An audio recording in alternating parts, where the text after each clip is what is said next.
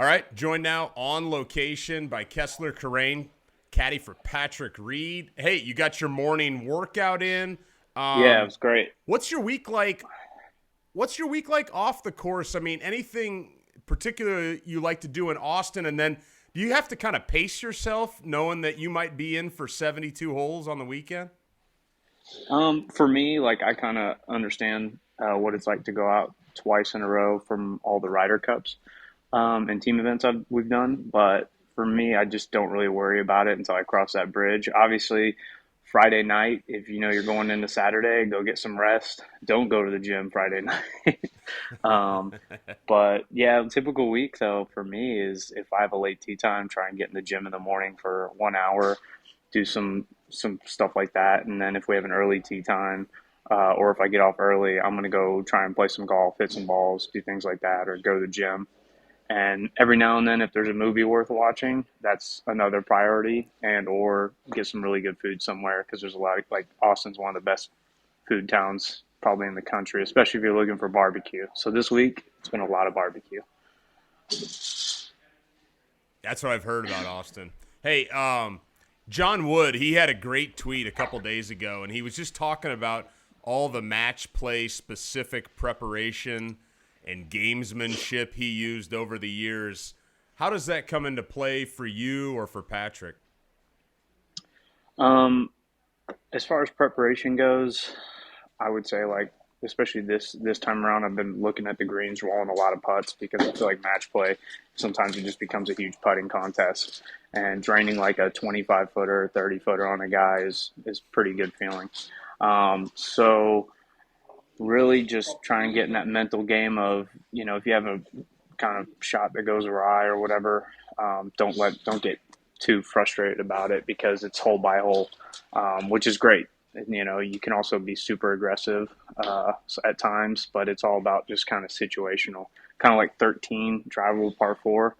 I think it just depends on where you are in the match. If you're up or down, you go for it. Is the wind right? Where's the pin location? Things like that.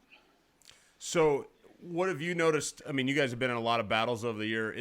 What's noticeably different about Patrick when he's in match play versus stroke play? Um, I will say there's a lot of times where he seems very like hyper focused, which I'm kind of like, you need to be like that all the time. All the time. But I understand it's just different, and also you're not playing you're playing the course, but you're not playing the field. You're playing one guy, so you're just focused on one guy and what he's doing and what you're gonna do to end up on top. And I think that kind of definitely puts more fire in his belly because it's about beating one person at the end of the day. When you shake their hand at the end of the match, knowing that you were the winner, it's probably a pretty good feeling. I know it's a good feeling for me knowing like, okay, that's one down, Right. move on to the Yeah. next guy.